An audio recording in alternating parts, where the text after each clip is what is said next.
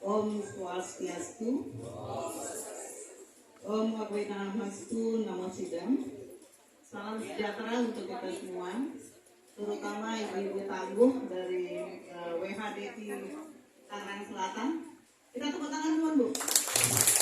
Luar biasa ya. Ibu-ibu yang luar biasa, tangguh.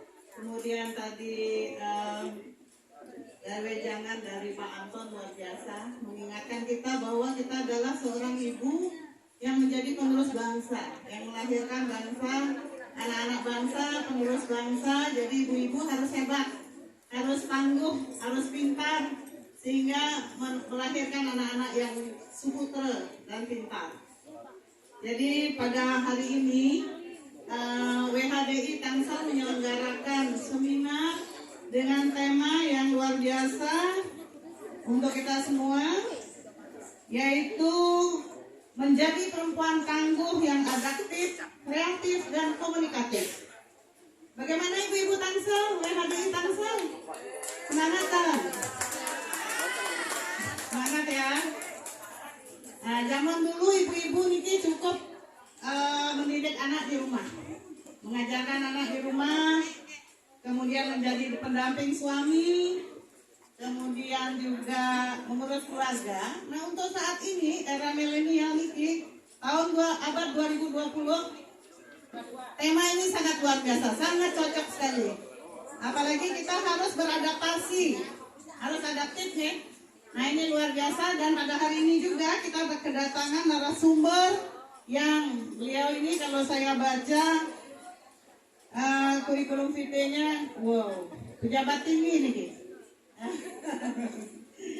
Beliau ini adalah Kepala Biro Komunikasi di Kemenparekraf, Dr. Igusti Ayu Dewi Hendriani, APAR, MPAR, CHE, dan banyak banget prestasinya, luar biasa. Dikit yang baca banyak sekali prestasi beliau dari sangat muda ya, sudah berprestasi. Kalau nggak salah ini sudah pernah jadi Putri Ayu.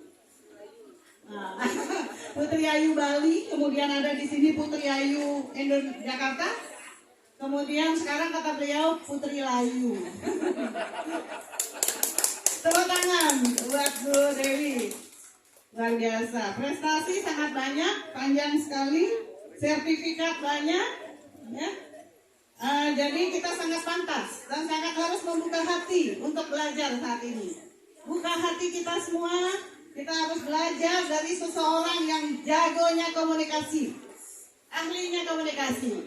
Bagaimana kita harus berkomunikasi yang baik, seperti Ibu Ketua WHDI Banten tadi menasehati kita semuanya, bangun komunikasi yang baik. Organisasi yang bagus, komunikasi harus bagus. Kemudian kita juga harus punya mampu beradaptif dan lain-lain. Nah, waktu kita 1 jam, 30 menit kita akan buka dengan materi. Kemudian 30 menit dengan diskusi. Nah, karena kita sudah tidak mau lama-lama nunggu materinya, kita akan persilahkan langsung kepada Ibu Dewi, dipersilahkan. Silakan. Om Swastiastu. Yang deg-degan ini sebenarnya. Atur semua Ibu Moderator, Ibu Gusti Ayu Rairati MM sudah memperkenalkan Tiang gitu ya. Jadi hari ini adalah hari baik. Yang dari kemarin itu sebenarnya sudah janji dengan Ibu Ketua Panitia, Bu Niketut Buryani ya, dan Pak Sarya untuk hadir hari ini pagi jam 10, dan sudah confirm jauh-jauh hari sebelumnya, dan tiba-tiba ada penugasan untuk hadir di Yogyakarta. Jadi kemarin Tiang berangkat, acaranya kemarin sore, yang berangkat pagi, dan tadi pagi mengupayakan untuk hadir dari Jogja, dari Adi Sucipto ke Halim, dan sampailah Tiang di sini. Astukara lancar. Astukara lancar, memang ini adalah hari yang baik. Ibu dan Bapak sekalian yang kami hormati, Niki matur suksema banget. Yang sapa dulu Ketua PHDI Tangsel ya, Bapak Anton yang tadi sudah memberikan inspirasi, mengapresiasi wanita, ibu-ibu tangguh di Hari Ibu tahun 2022. Matur suksema apresiasinya. Saya juga ibu-ibu Pak. Jadi kita universal bahwa Hari Ibu memang kita peringati setiap tahun. Kemudian yang hormati Ketua WHDI Banten, kemudian Ketua wilayah dan anggotanya, Ketua WHDI Pusat, Ketua Banjarrempua, Pinandite, Penasehat WHDI, Ibu Maria dan Ibu Dewan, Ibu Ami. Atur suksema. Ini ada juga ibu-ibu kami yang hadir di sini. Mohon maaf kalau ada yang tidak sebutkan saat ini. Jadi hari ini yang perkenalkan diri dulu sedikit, bahwa nama tiang cukup dipanggil Ibu Dewi saja, yang baru 1 tahun bergabung di Kemenparekraf Baparekraf.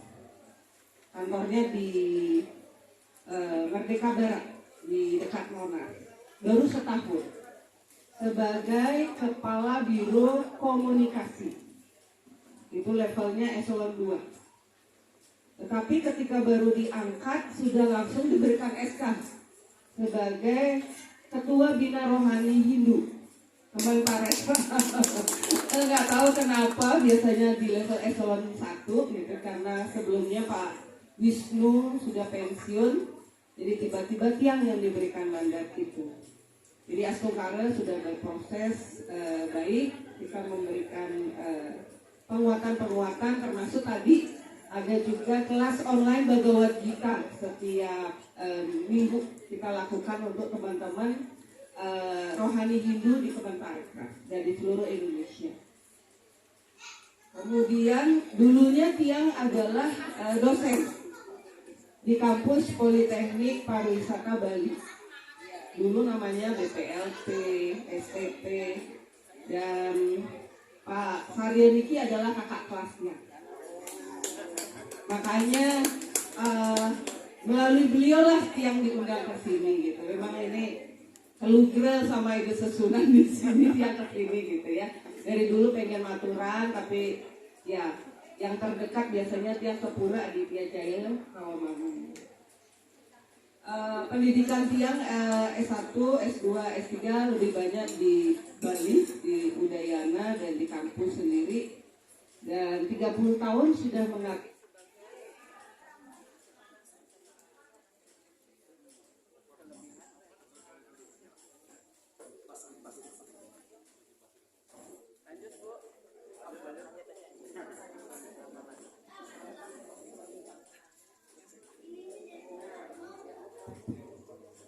Harus jeda sedikit sebentar. Baik, karena waktunya 30 menit saja untuk sharing, jadi ampura yang mulai saja. Nanti kalau ada pertanyaan, tanya jawab, mungkin nih Ibu Moderator dipersilakan. Judul daripada materi yang diberikan kepada tiang adalah menjadi perempuan tangguh yang adaptif, kreatif, dan komunikatif. Ini judul yang sangat-sangat seksi dan kekinian. Karena sekarang ini eranya memang digitalisasi. Komunikasi itu sangat-sangat berpengaruh penting di dalam berbagai keputusan penting. Pun demikian sebaliknya, ada isu-isu yang sifatnya positif atau negatif cepat tersebar ketika memang ini menjadi era informasi. Artinya ada memberikan flashback dulu sebelum mungkin ke arah tema daripada fungsi perempuan tangguh, adaptif, dan kreatif dan komunikasi. Jadi karena tugas yang di kementerian di tahun 2022 ini, Ibu dan Bapak pasti tahu ada berbagai event besar di Indonesia. Salah satunya adalah presidensi G20 yang ada di Bali.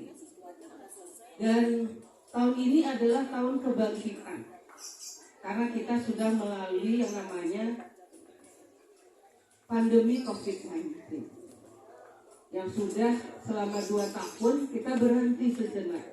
Kalau di agama Hindu harus mulai sari renapi niki yang harus direnungkan untuk diperbaiki, kan begitu ya Pak ya. Nah, kalau di sisi pemerintah, di sisi secara global, kita sudah pada posisi kebangkitan secara ekonomi di seluruh dunia. Nah, di KTT G20 kemarin di Bali, yang memang maraton dari awal tahun, side event sampai akhir kegiatan di bulan November, yang kebetulan ada di Media Center, gabung di Media Center, komunikasi dan informasi lintas kementerian di bawah komando staf ahli menteri Kemenko Marves dan Kominfo serta KSP, kantor staf presiden. Jadi tahu sekali bahwa Indonesia ini secara prinsip diapresiasi untuk penanganan pandemi, dan secara umum ada pergerakan positif untuk kebangkitan secara ekonomi. Kemudian dalam momen penting ini di akhir tahun ini pun Bapak Presiden sudah menyampaikan bahwa kedepannya akan muncul berbagai tantangan. Resesi ekonomi, kemudian ketangguhan daripada iklim, banyak terjadi bencana, resiliensi, yang di tugas kami di bidang pariwisata dan ekonomi kreatif tentunya ini menjadi perhatian. Nah, yang paling menarik adalah Bapak Presiden menyampaikan pengembangan sumber daya manusia harus difokuskan ke depannya, termasuk di era ini yang berbasis digital. Dalam berbagai, kembali lagi kepada peran wanita pada tahun ini, khususnya di pembangunan secara nasional, perempuan bisa menjadi aktor strategis di dalam pembangunan. Tidak hanya pembangunan di desa, tapi juga pembangunan secara nasional yang dapat mengubah kehidupan masyarakat Indonesia menjadi lebih baik dan sejahtera. Tadi Bapak Anton sudah menyampaikan, talented wanita itu banyak. Kalau diartikan kabel sambungan laki-laki itu 1, kalau perempuan bisa 10. Kalau laki-laki fokus pada satu hal, dia akan menuntaskan itu saja secara ini kajian nih. Tapi kalau perempuan bisa banyak kabelnya. Makanya ada istilah perempuan naik motor, sain kiri dia belok kanan. Ya juga gitu, kadang-kadang Adi belok kanan, sain kiri gitu.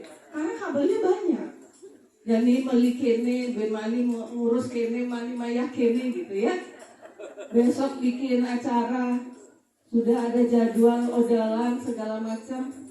Banyak yang ada di pikiran, sehingga kita bisa dalam waktu bersamaan menyelesaikan banyak pekerjaan.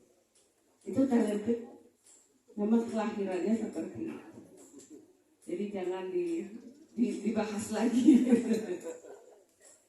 Nah, peran perempuan di Indonesia secara umum disebutkan bahwa secara kajian perempuan dan anak masih tergolong kelompok rentan dan sering mengalami berbagai isu. ya seperti kemiskinan, konflik, kekerasan dan sebagainya.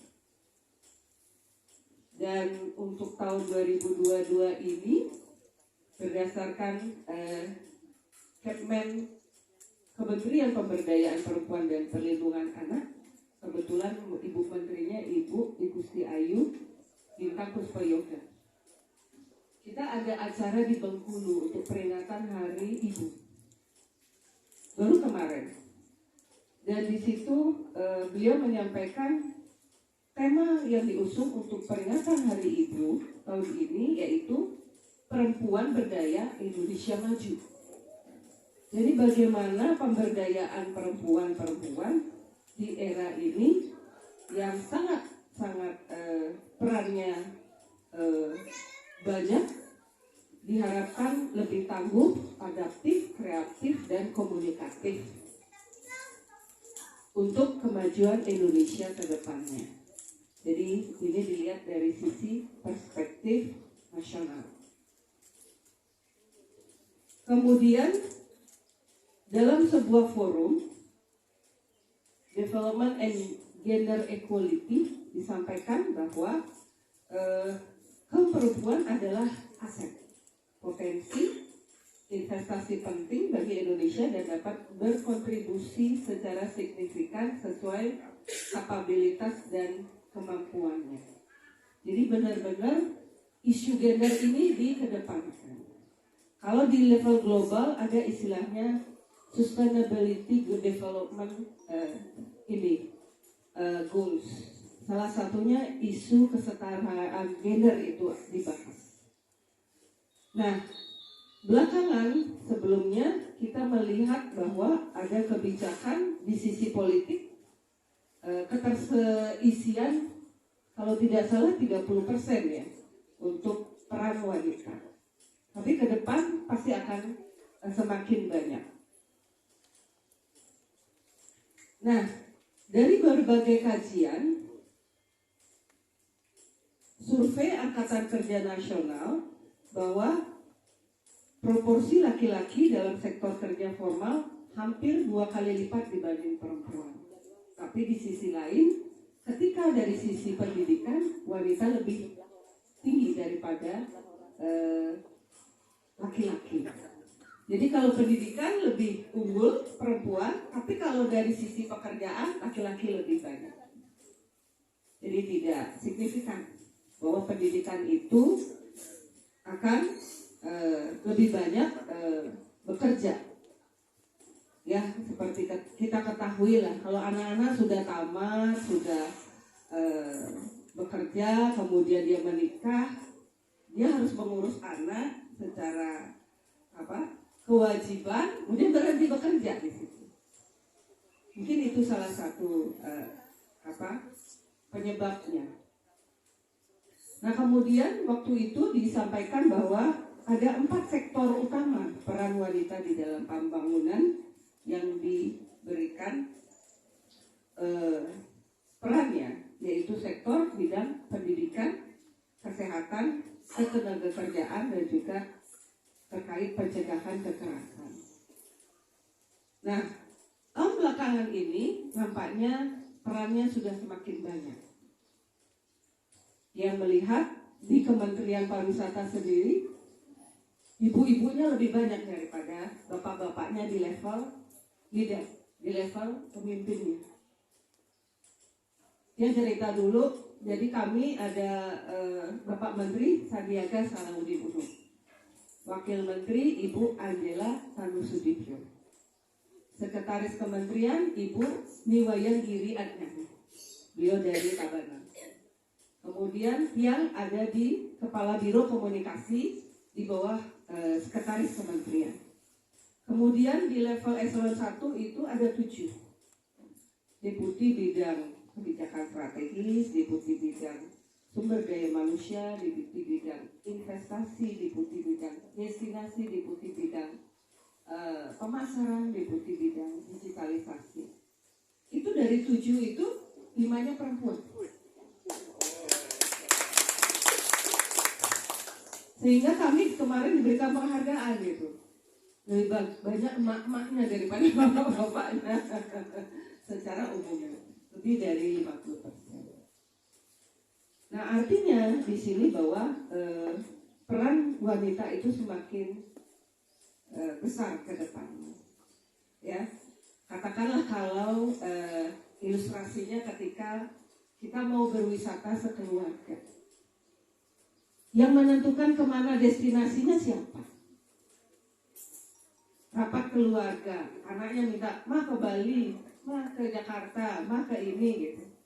Bapaknya, "Tanya ibumu," gitu. Pasti begitu. Keputusan akhir ada di ibu. Ya nggak? Iya.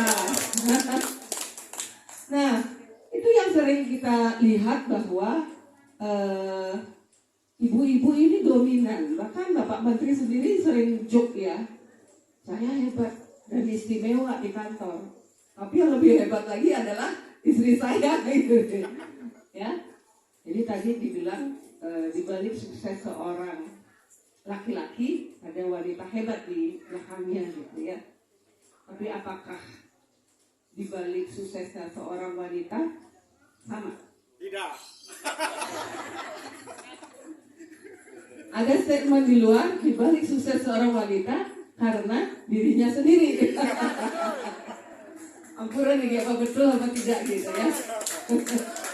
Betul ya?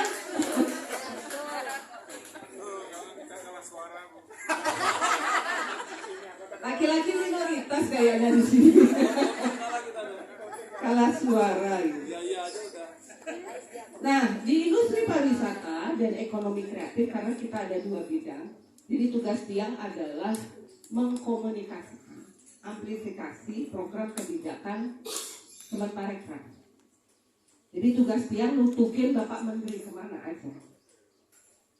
Kunjungan kerja desa wisata seluruh Indonesia, bahkan ke luar negeri pun tim Tiang atau Tiang sendiri harus nutukin gitu, bahasa Inggrisnya gitu. Ya, jadi produksi yang kita lakukan adalah rilis video, foto, website, medsos, IG. Kalau bisa lihat IG-nya Kemenparekraf RI dengan Sandiaga Uno itu ratingnya tinggi. Kita ada monitoringnya juga. Kemarin malah mendapat apresiasi karena kontributor tertinggi untuk KTT G20. Kemudian yang dia perhatikan ketika di daerah, banyak justru pelaku UMKM, ekonomi kreatif, itu ibu-ibu. Ibu-ibu secara dominan, atau ibu-ibunya yang lebih lebih agresif gitu ya.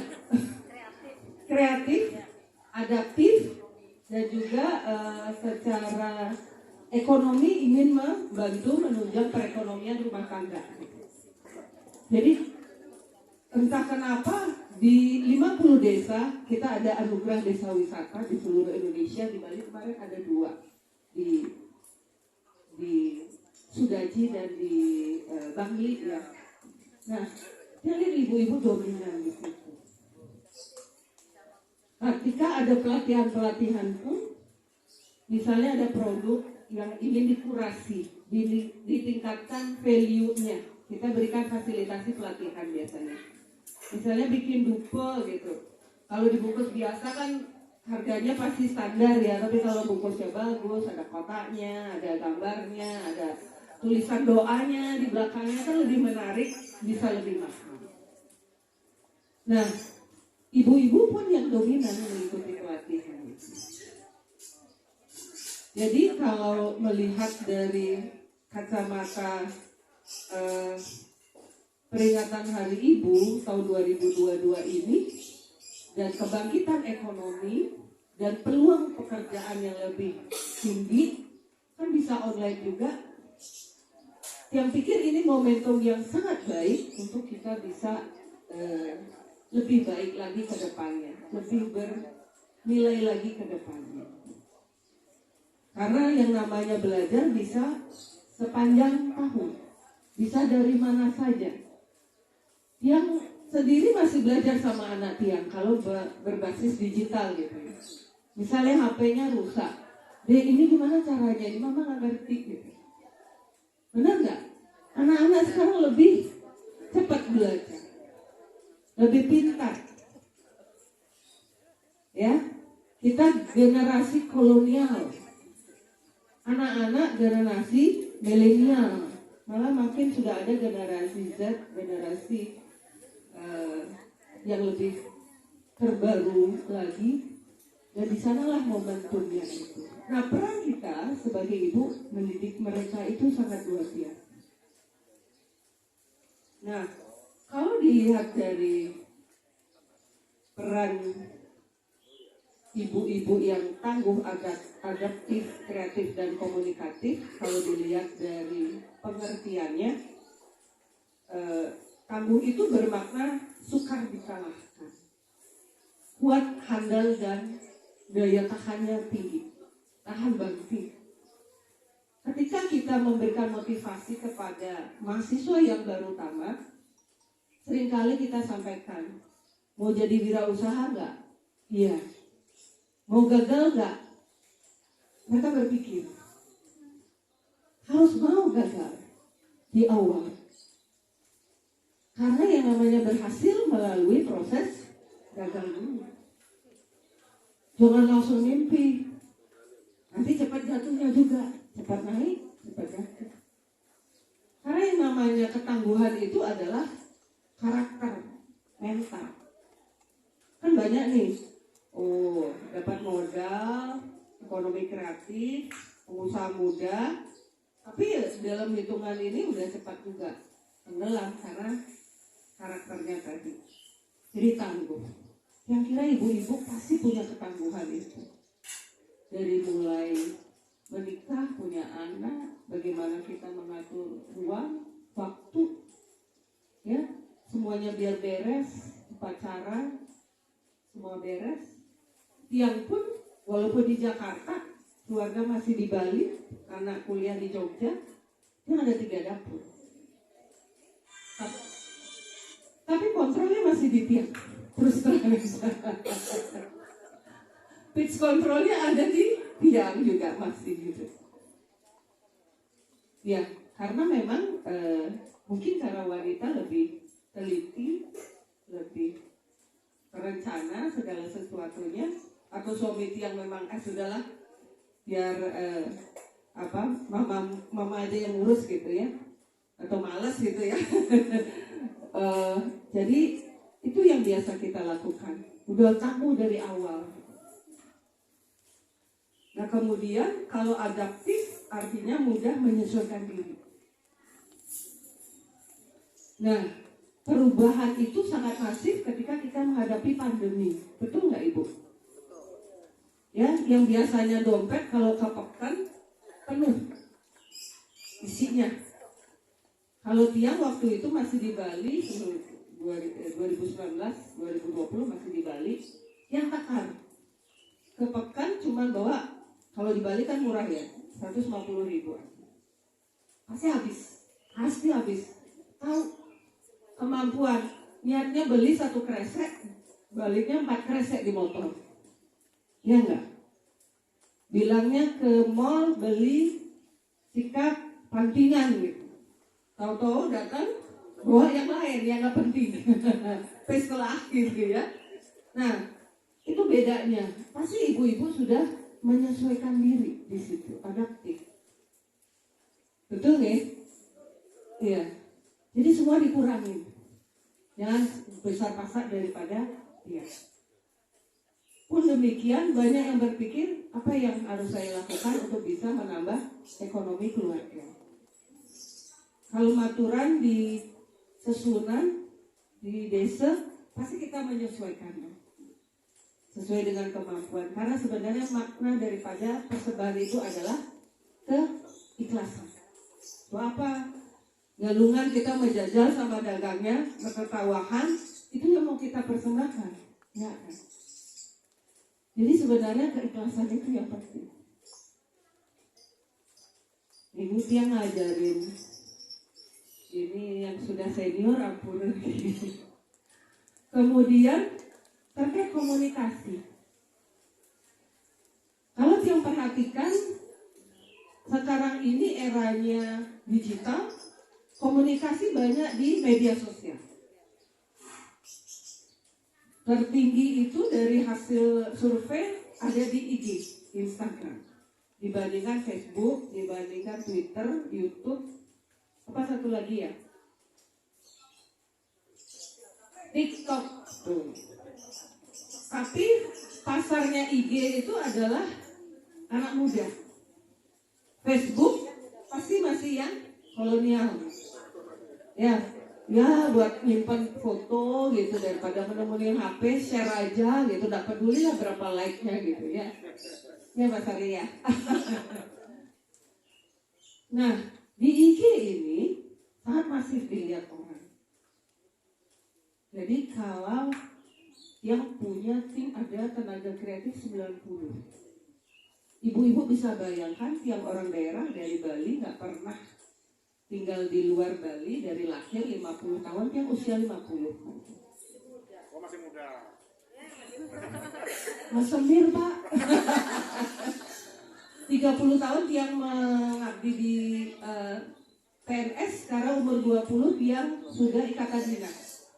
Di BPLP harus mau jadi dosen asal mau jadi PNS. Jadi dari S1 nggak pernah bayar sampai S3.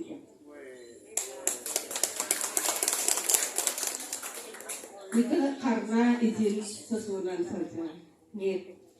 Dan selama 50 tahun itu Tiang selalu sampaikan bahwa pada tim saya ke Jakarta ini karena ingin berkontribusi di level nasional, mendapat kesempatan yang ikut ini seleksinya nggak sekali langsung dapat, ya 3 kali, ya beberapa kali dalam setahun itu sangat berat, tapi Tiang terlatih untuk tangguh, resilient istilahnya, ya karena pendidikan S3 juga mengajarkan itu.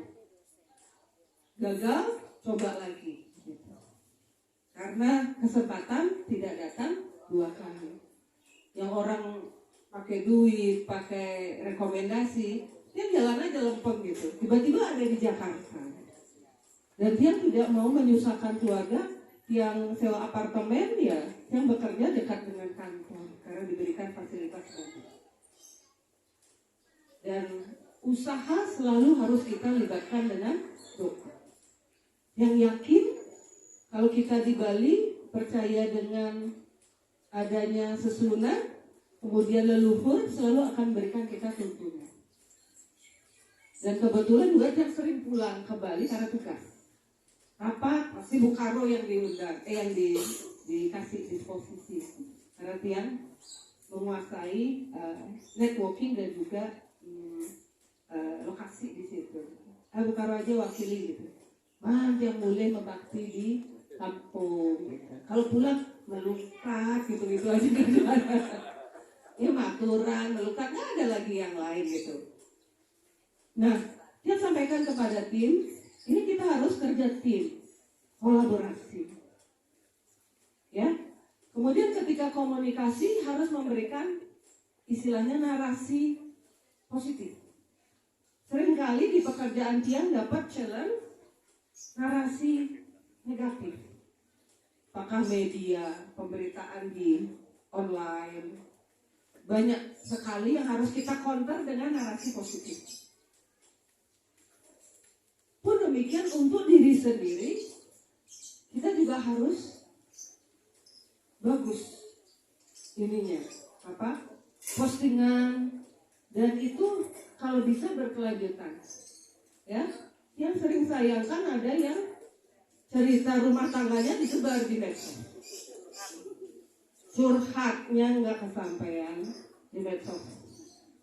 Ya, jadi kalau menurut dia itu akan menjadi rekam jejak persepsi orang lain kepada kita. Jadi, hari ini menghadiri peringatan Hari Ibu gitu. Cukup begitu saja, kan kita nggak pamer, ya nggak? Kemudian kalau bisa sampaikan yang menyenangkan versinya. Ini orang lihat, luangnya kene hidupnya terus senten kewan gitu. Kewan kaban dong ya. Ya enggak, ngapain kita sampaikan gitu. Gak ada manusia yang tidak punya masalah di dunia ini menurutnya. Di pekerjaan dia juga pagi Bukaro ada masalah, pasti begitu setiap pagi. Ya, apa masalahnya? Pasti kita diskusikan bersama solusinya. Kita tidak mencari siapa salah, siapa benar, tapi mencari solusi. Nah, yang namanya komunikasi Nike, yang penting pesannya tersampaikan. Ya, jadi message-nya tersampaikan. Kalau Dumun yang jadi dosen, selalu mengajarkan magic word, kemudian harus ada eye contact, ya. Nggak sopan dong, kita lagi ngobrol, kita main HP, HP-nya ditaruh, misalnya gitu. Oke. Atau dalam kondisi tertentu tidak boleh bertanya yang sifatnya personal, gitu. Ibu anaknya berapa, umurnya berapa, ya sangat personal. Nah, cara menyampaikan komunikasi sekarang itu bisa verbal maupun non-verbal. Bisa disampaikan langsung, bisa juga melalui body language. Bisa juga melalui pesan WA. Nah ini aneh nih sekarang. Era dulu kan nggak ada WA. Kadang-kadang pagi, Bukaro, rilisnya udah ACC atau enggak? Langsung dia rapatkan tim-tim. Ini harus jelas. Rilis yang mana yang kamu maksud gitu. Atau mulailah dengan selamat pagi Ibu, saya ingin bertanya. Nah, anak-anak sekarang pengennya cepet gitu. Malah singkat-singkat kita nggak ngerti. BTW, PLS gitu, ya nggak ngerti tiap apa sih dek namanya? Oh itu. Gitu. Nah itu yang selalu ajarkan ke tim. Kemudian ketika ketemu orang di lift, ketika kunjungan kerja di daerah harus menyapa. Selamat pagi Bu, minimal menyapa. Sehingga ketika ada masalah, saya tahu siapa tim yang terjun lapangan. Biasanya nggak seperti itu baru-baru. Siap yang dengan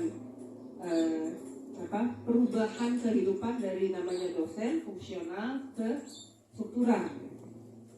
Itu benar-benar keputusan besar untuk Tiang pindah ke Jakarta, kemudian sebagai pejabat, kemudian berhubungan dengan kementerian lain, dengan media nasional, internasional pun dengan jajaran pimpinan baik di pusat maupun daerah. Tapi dengan adanya ketangguhan, kecepatan kita beradaptasi, kemudian komunikasi yang baik, sepertinya segala sesuatu tidak ada yang mustahil. Satu hal, usaha selalu dengan doa. Itu tips dari Tiang untuk pribadi yang mungkin bisa di-share. Kemudian yang Tiang sampaikan lagi adalah tips terkait punyalah tujuan.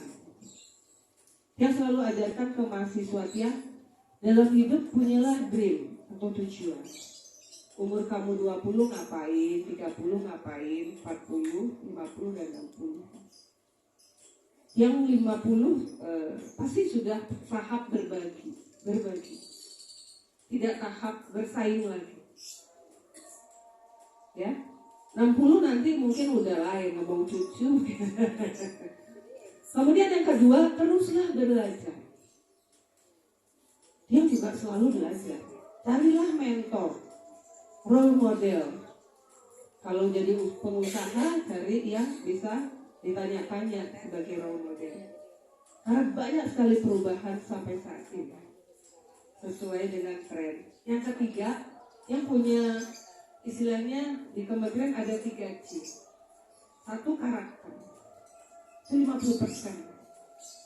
Dua, kompetensi, pendidikan, pengalaman, 30%. Terakhir adalah kerjasama, korporasi, 20%. Bisa bayangkan karakter itu 50%.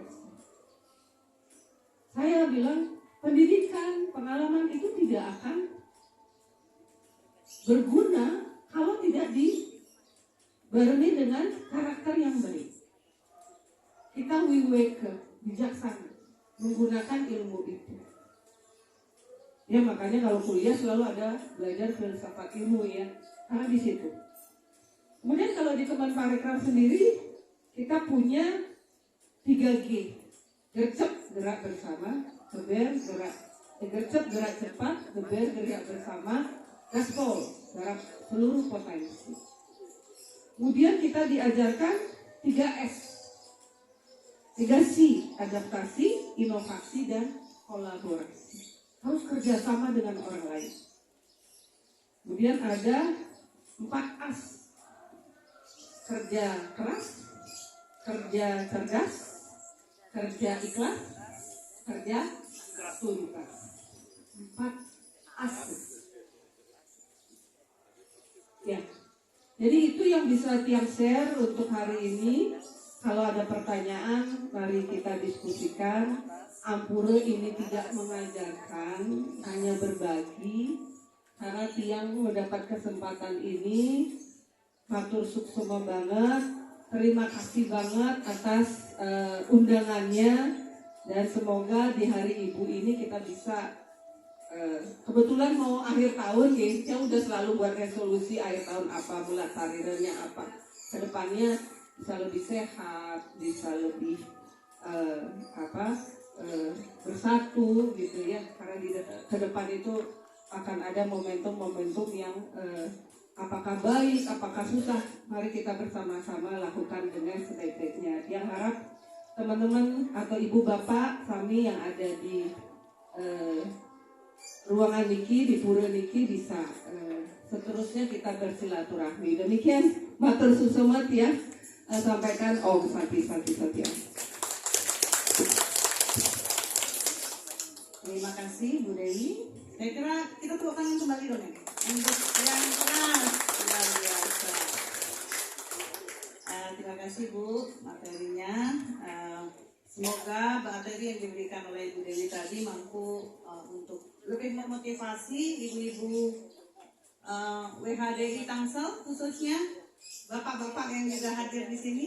Semuanya kita semua bisa lebih termotivasi untuk hidup lebih tangguh, lebih mampu beradaptasi, dan lebih mampu untuk berkomunikasi yang lebih baik. Dan mari kita bersama-sama tetapkan tujuan, terus belajar, kemudian kita juga jangan pernah puas. Tadi clue-nya 3G 4As. Nanti bisa diterapkan di keluarga masing-masing atau di kantor masing-masing ya. Biar kita semua lebih sukses. Yang sudah sukses tambah sukses, yang belum sukses masih banyak kesempatan untuk bisa sukses. Kita belajar banyak hari ini dari Ibu Dewi. Kemudian sebelum kita masuk ke sesi diskusi, karena ini sudah pukul 12, waktunya kita tadi usaha harus selalu dengan doa. Hari ini juga kita siang ini kita harus berdoa dulu. Mari kita bersama-sama melaksanakan Trisandia untuk siang ini. Mungkin kepada MC saya persilahkan, yang memimpin siapa? Oh, Ibu Juru Mangku, silahkan. Kami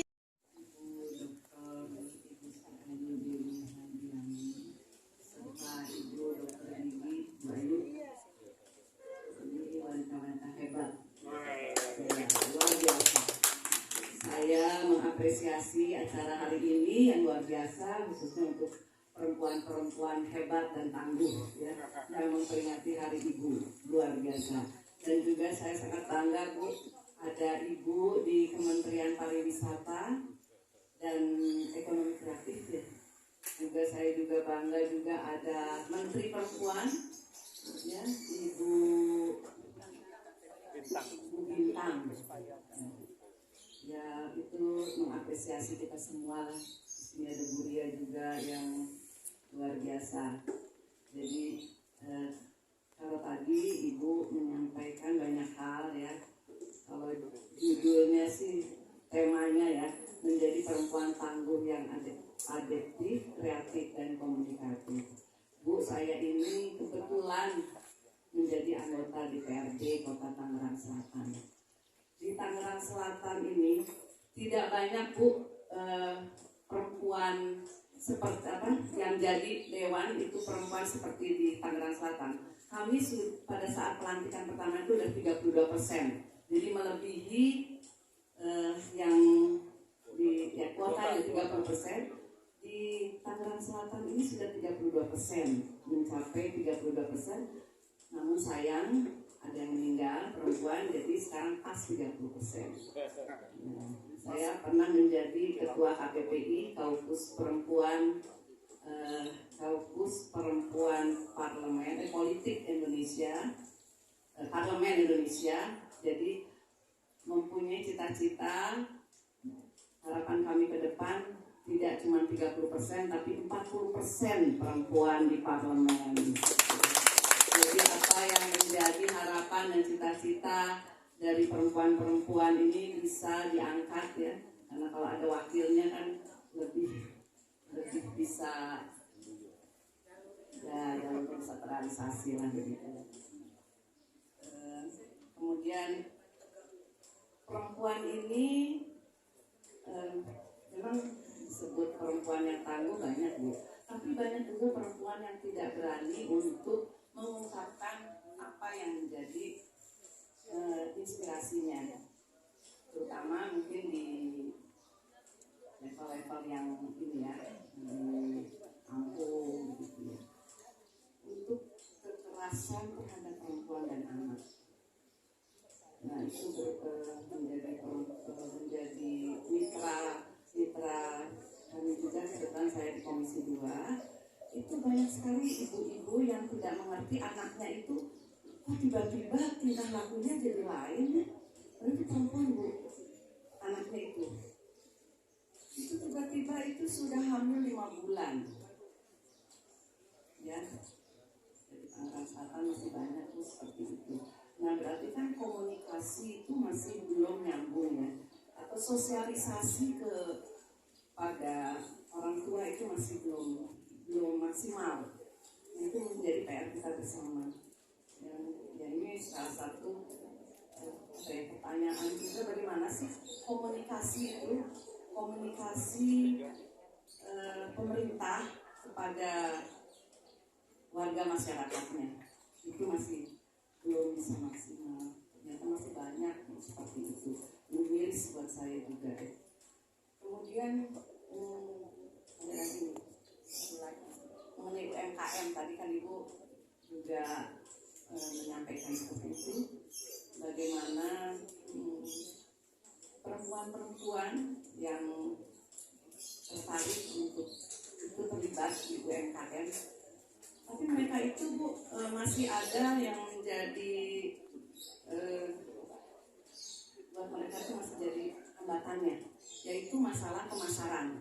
Satu lagi masalah pendanaan.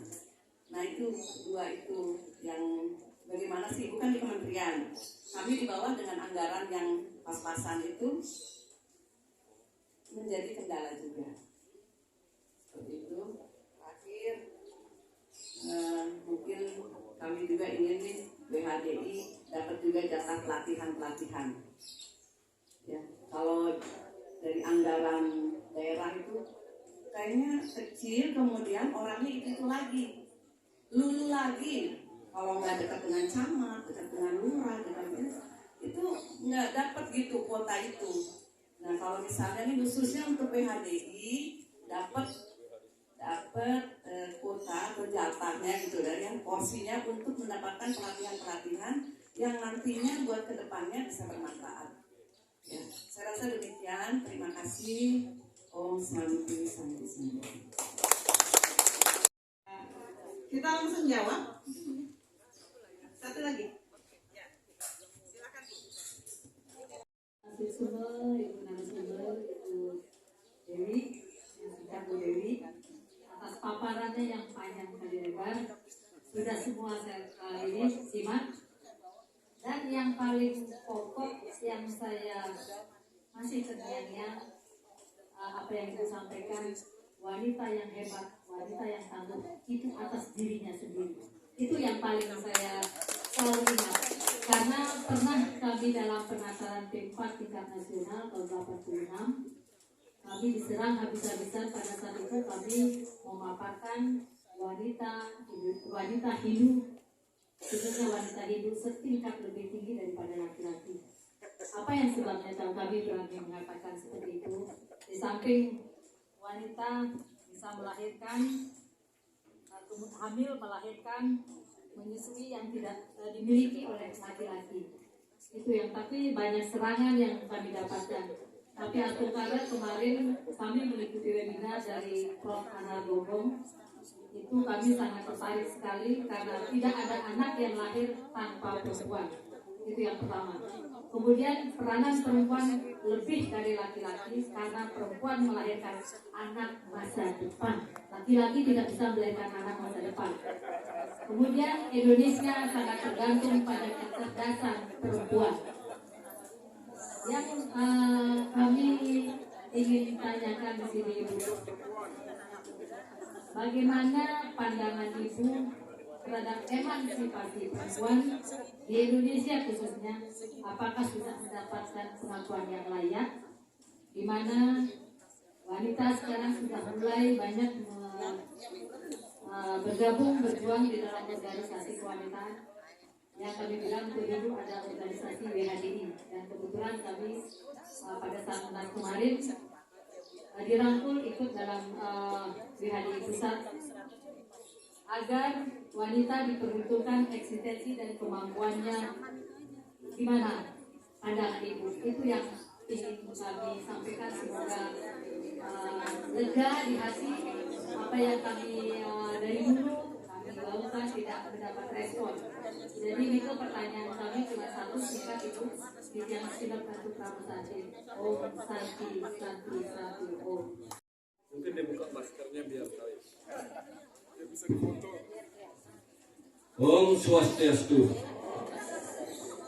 Jadi nama saya Iwayan Aryase, Rian Banjar, Tangerang Selatan. Jadi saya merasa tidak rugi, ya, menghadiri undangan, ya, pada siang hari ini. Karena terus terang saja hari ini ada agenda juga yang lain. Saya mendapat undangan untuk ikut berpartisipasi Kementerian Agama, ya, Tangerang Selatan, ada gerak jalan kerukunan. Saya lebih memilih ini karena itu salah satu cara saya menghormati wanita. Menghormati ibu-ibu. Kemudian saya peringatan Hari Ibu. Jadi peranan wanita di era sekarang ini semakin meluas, ya. Tadi sudah disampaikan. Jadi peranan ibu-ibu semakin meluas. Jadi banyak posisi-posisi penting diduduki oleh wanita atau ibu-ibu. Ya. Jadi karena semakin luasnya, saya persingkat aja, narasinya persingkat. Semakin luasnya itu ada efek samping, ya. Jadi konsentrasi karir, ya, sehingga berdampak kepada diri sendiri dan keluarga, ya. Salah satu banyak tuh, terutama di tempat kerja saya banyak juga posisi penting diduduki oleh wanita. Ada beberapa sampai tidak menikah karena terlalu fokus dengan karir, ya, tidak menikah. Ada juga yang gagal mengurus anak sendiri, ya. Jadi pertanyaannya bagaimana cara menyeimbangkan? Jadi bukan membatasi, ya. Jadi karir wanita, emansipasi wanita itu penting, tapi keluarga juga penting. Bagaimana caranya menyeimbangkan biar balance? Jadi karena wanita juga tidak boleh terlepas sebagai kodrat, ya, kodrat wanita sebagai ibu rumah tangga, melayani suami dan lain sebagainya. Mungkin itu aja. Kira laku lunas sampul yang sedang pada Prama Santi. Om Santi Santi Santi Om. Kemudian saya akan bacakan kembali pertanyaan dari Ibu Ami, Bu Dewi, bahwa masalah yang pertama, sosialisasi di Tangsel terutama belum berjalan baik. komunikasi juga belum berjalan baik sehingga masih banyak ditemukan ada anak-anak atau remaja yang tidak mendapat perhatian gitu dari ibunya. Ya. Kemudian yang berikut UMKM di Tangsel sudah berjalan, tapi masalahnya pemasarannya sudah banyak ibu-ibu berperanan di UMKM, tapi pemasaran lebih sulit sama pendanaan. Kemudian WHDI juga mohon agar diberikan pelatihan-pelatihan langsung dari kementerian. Ini mungkin ibu ya, terima kasih.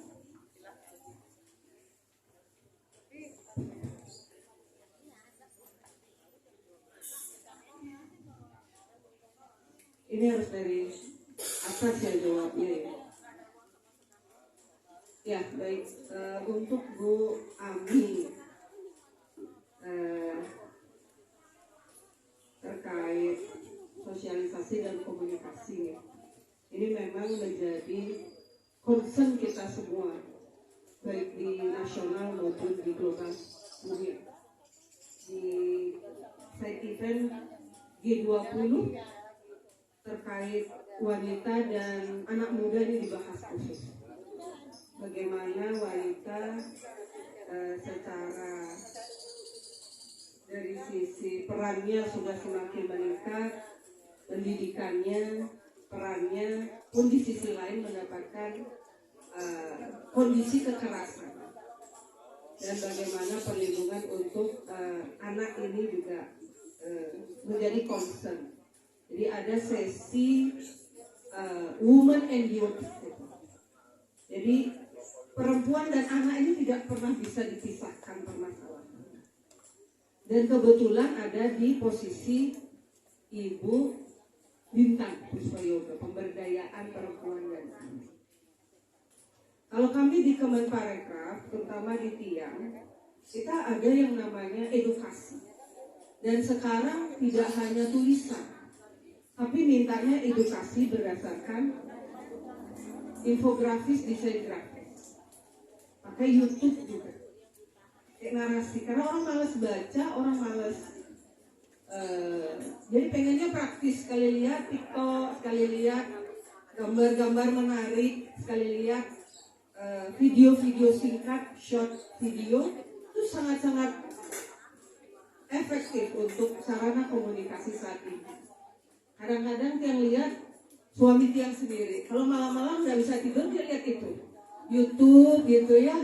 Benar-benar luang nih gini, ada sosialisasi terkait Nataru saat ini, bagaimana pengaturan oleh pemerintah. Jadi dia lebih senang melihat seperti itu. Dan tentunya ini di level pemerintah harus melakukan hal itu, baik di pusat, masifnya ke daerah. Jadi melalui kanal-kanal digitalisasi. Karena orang udah tidak dengar radio, di TV juga kadang-kadang jarang ada waktu. Pengennya yang lebih kapan ada waktu. Dan secara nasional, secara global, generasi sekarang memang ada perbedaan dengan kita. Karena adanya peningkatan digitalisasi. Informasi cepat tersampaikan, baik yang positif maupun yang negatif. Anak kecil pun TK udah pasif, dia pakai, sudah punya Facebook, sudah punya ini, itu terlalu cepat menurut dia. Jadi ada memang orang tua karena sayangnya sudah memberikan perangkat itu. Jadi generasinya melek informasi, tapi filternya ini ada di keluarga, ada di ibu-ibunya. Ini masalah kita bersama Ibu. Dan kalau dari sisi sosialisasi, komunikasi, ini harus berkelanjutan. Jangan sampai ada masalah baru kita bergerak. Sama dengan adanya bencana saat ini. Kita di pariwisata, kita membuat krisis center ke pariwisata. Ada atau tidak bencana, tetap kita masif edukasi. Ketika ada bencana, ini loh yang harus dilakukan gitu. Jadi harus berkelanjutan, resilient. Mungkin kita bisa sampaikan di momen-momen tertentu kepada Ibu Menteri kalau ada kesempatan, concern kita ibu-ibu terhadap bagaimana mengedukasi anak-anak generasi muda kita. yang juga nanti akan sampaikan, mudah-mudahan ada kesempatan. Terkait UMKM, betul sekali. Nah, pemerintah kalau Ibu bisa download, sudah mengeluarkan yang namanya TP24 tahun 2022. Undang-undangnya pun sama, nomor 24 tahun 2022 tentang hak kekayaan intelektual. Jadi ketika UMKM itu punya value, sudah punya haki, dia bisa dipakai sebagai jaminan pendanaan di bank. Sudah seperti itu. Dan itu dibuat dalam waktu singkat karena pemerintah ingin meningkatkan taraf hidup masyarakat dengan UMKM ini. Ketika pariwisata kemarin drop, ekonomi kreatifnya yang mengangkat dari sisi penerimaan. Kemudian terkait pelatihan, nah ini menarik. Kalau ibu-ibu ingin pelatihan, harus ini dulu. Need analisisnya apa? Jadi harus dicek dulu kebutuhannya apa. Kalau minta, Bu, pelatihan peningkatan SDM, sosial pengetahuan pariwisata tingkat dasar gitu. Tapi ibu-ibunya nggak butuh. Butuhnya lain. Misalnya, cara berbelanja mungkin cara misalnya personal dan ini development gitu ya, public speaking atau apa gitu. Mungkin itu. Jadi harus ada need analisis dulu. Kalau Tiang sebagai dosen yang siap aja memberikan sharing gitu. Nah, kalau yang namanya bantuan kegiatan, terutama pendanaan, itu harus mengajukan proposal ke kami. Nanti Tiang sampaikan kepada Ibu Sekretaris Kementerian, mungkin bisa difasilitasi. Kita punya 6 kampus Polteksar di seluruh Indonesia. Ada Bali, Bandung, Medan, Makassar, Palembang, Lombok. Kadang-kadang Tiang belum mengajarkan table manner ibu-ibu. Ayo dong, cara makan yang baik gimana? Ya, kadang-kadang kan tiba-tiba suaminya jadi pejabat. Ibu juga harus diedukasi. Ya, cara duduk, cara makan, ketika dapat undangan seperti itu. Siapa tahu seperti itu need analisisnya. Bisa kita bantu. Ini ada Pak Sarya juga. Bisa kolaborasi lah kita ya. Yang dosen 30 tahun Bu, pariwisata, kemudian yang basic di hospitality, di hotel. Mari ke depan kita buat program kolaborasi dengan senang hati Bu. Karena niatnya adalah memberikan manfaat bagi orang lain. Itu berimpact pada masyarakat. Kalau dikasih kesempatan, wah dengan senang hati dia. Karena tujuannya memang hidup adalah seperti itu. Ya, tak kenal maka tak sayang. Saya astungkara sekali sudah hadir di sini. Tambah semeton yang diri Jakarta. Nggak cuma Pak Sari aja sama Ibu ya. Diajak ngobrol gitu ya. Oke, itu untuk Ibu. Amin ya. Mungkin kalau ada yang kurang lengkap bisa kita diskusikan lagi. Berikutnya, sekarang Ibu, pertanyaan dari Ibu Maria. Kalau ini saya simpulkan, boleh saya simpulkan Bu, lebih ke eksistensi daripada perempuan. Bagaimana emansipasi di Indonesia? Apakah sudah mendapat pengakuan yang layak, gitu ya Bu? Kemudian bagaimana pengakuan eksistensi terhadap perempuan di Indonesia? Kita coba. Ini luar biasa pertanyaannya gitu nih. Ibu Maria sangat concern dengan adanya bagaimana perempuan lebih berdaya dan memiliki kemampuan ke depannya. Yang lihat waktu Pak Jokowi menjadi pimpinan dalam acara presidensi G20. Siapa pendampingnya kiri kanan? Ibu Menlu, Ibu Menkyu, kiri kanan. Apa nggak hebat itu perempuan Indonesia? Tepuk tangan dulu. Nah itu yang dia rasakan ketika ada di level nasional, bahwa peran wanita ini sudah sangat ditempatkan di tempat yang sepantasnya. Kemudian kalau di level presidensi, selain kepala negara ada juga perwakilan, ya walaupun wanita minoritas tetap juga dominan, pendampingnya head of delegate-nya perempuan dominan. Nah di situ juga dibahas tentang women and youth itu kembali. Nah kalau yang ibu sharing tentang wanita Hindu tingkat lebih tinggi dari laki-laki, karena ada peran sosial di situ. Yang ini sudah meninggalkan peran sosial tiang di kampung. Yang mestinya tempean niki ngayas segala macam, tiang main duit aja sekarang. Yang bilang, "Mbok, kalau semuanya di kampung, ngaya nyengkel kenenya nang apa? Dana punia atau apa gitu." Saya pasti double-double karena memang kita saling berbagi. Karena dia memang nggak punya waktu, keterbatasan, itu yang dia bisa lakukan. Selain pulang juga ketika ada khusus kematian dan sebagainya. Kalau suka boleh deh skip ya, karena orang bergembira, tapi kalau duka diupayakan aja. Yang Penebel loh Pak. Iya. Suami kalau dia sendiri buleleng. Buleleng seririk. Pengastulan.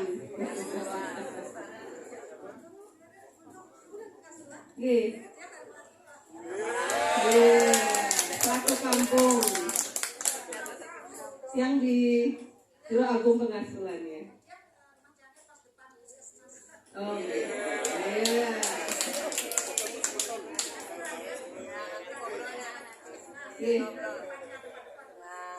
Tapi dia pengasulan palsu Bu. Karena besarnya di Denpasar. Orang tua ibu sama aji dari pengasulan. Yang di Jero Anyar ya. Nih, itu Om Tiang ya.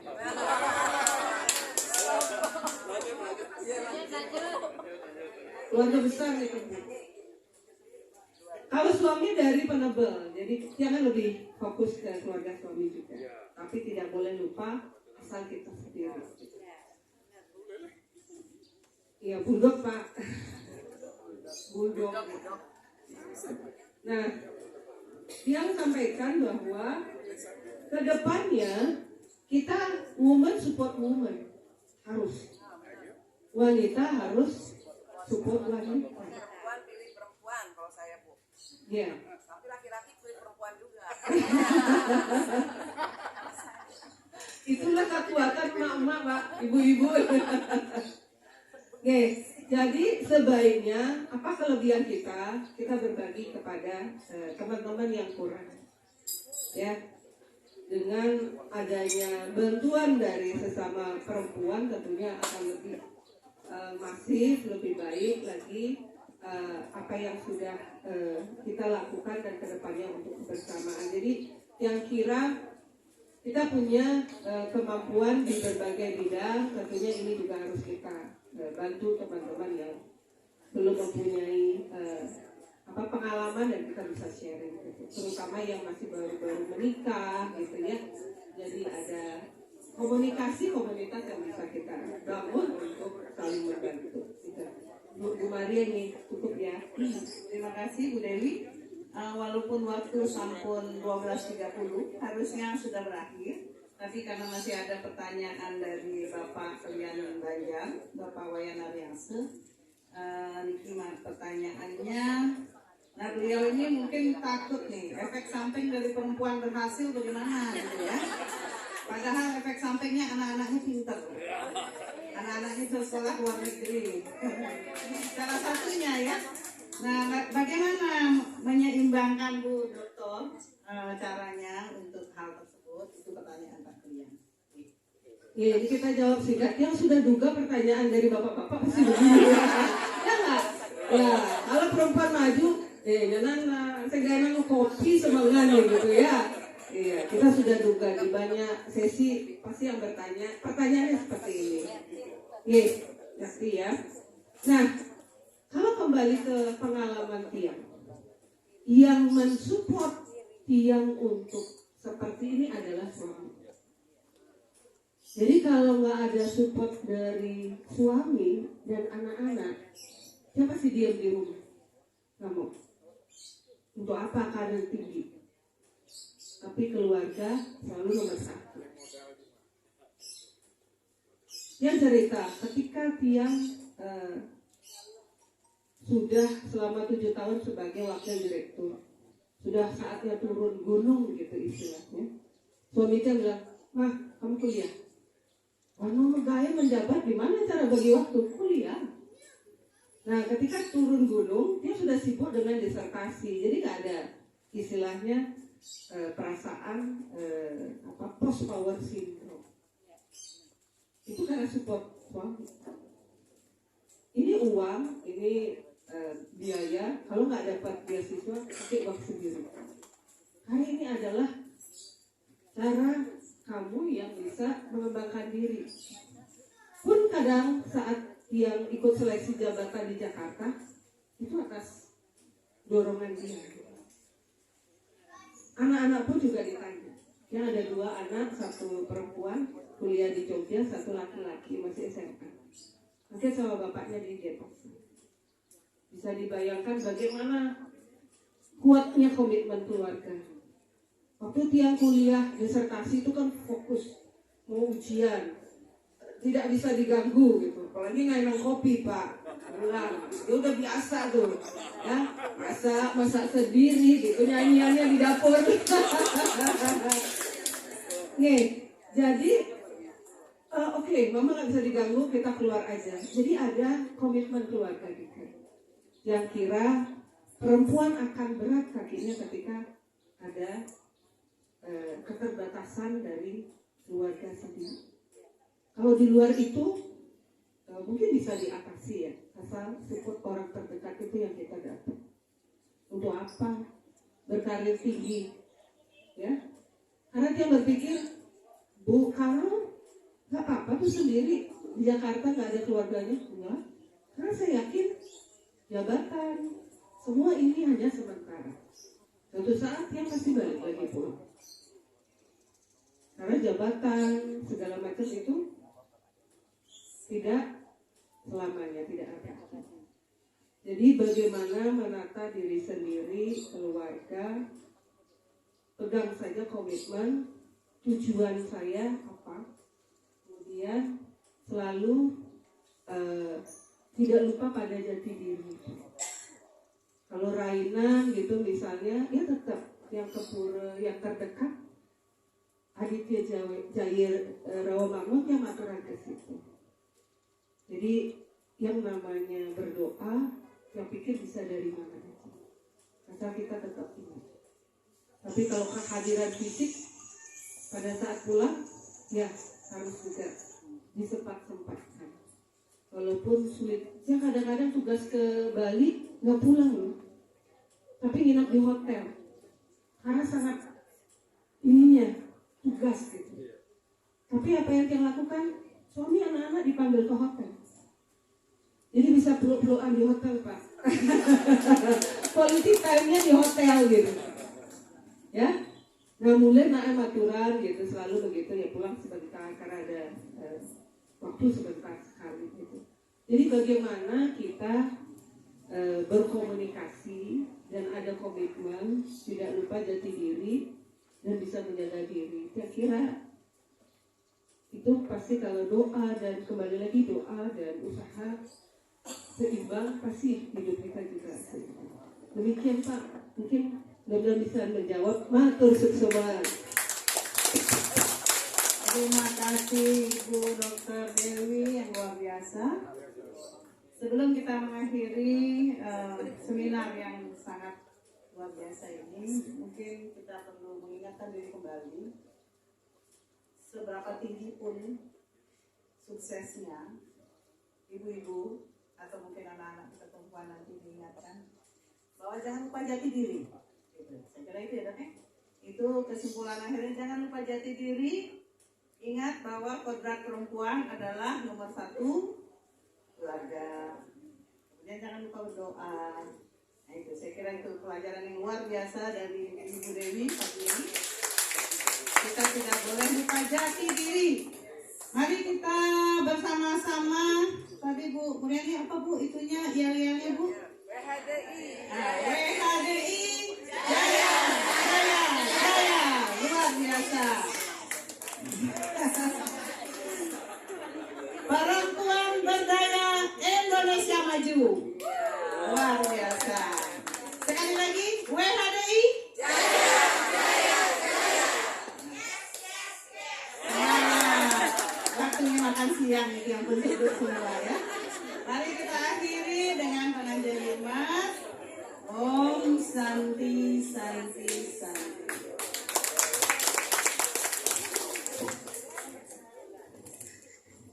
Baik, terima kasih banyak. Seminar singkat padat namun penuh dengan ilmu pengetahuan untuk mempertebal ilmu keibuan kita, begitu ya, kurang lebih ya. Boleh tepuk tangan sekali lagi untuk narasumber kita yang luar biasa dan ibu moderator kita. Mohon boleh tetap di tempat. Kami mengundang Ibu Ketua Panitia, Ibu Muriani Saria, untuk memberikan sedikit kenang-kenangan kepada narasumber hebat kita pada kesempatan kali ini, Ibu Ayu Dewi. Untuk sedikit kenang-kenangan Ibu dari panitia, silakan berfoto bersama didampingi Ibu moderator. Kami mohon dokumentasi siap dan selanjutnya setelah ini sekaligus kita akan berfoto bersama dengan Ibu narasumber, mungkin ibu-ibu undangan juga. Kita langsung berfoto bersama Ibu Muriani. Ibu, kita langsung foto bersama aja di depan meja mungkin ya. Ya di depan meja aja ya. Iya di depannya Ibu, silakan. Pak Anjali biasakan. Siap, 1, 2, ya, 1, 2, 3, 1, 2, 3, 1. WHDI. Yes. Baik sudah, terima kasih banyak. Terima kasih juga.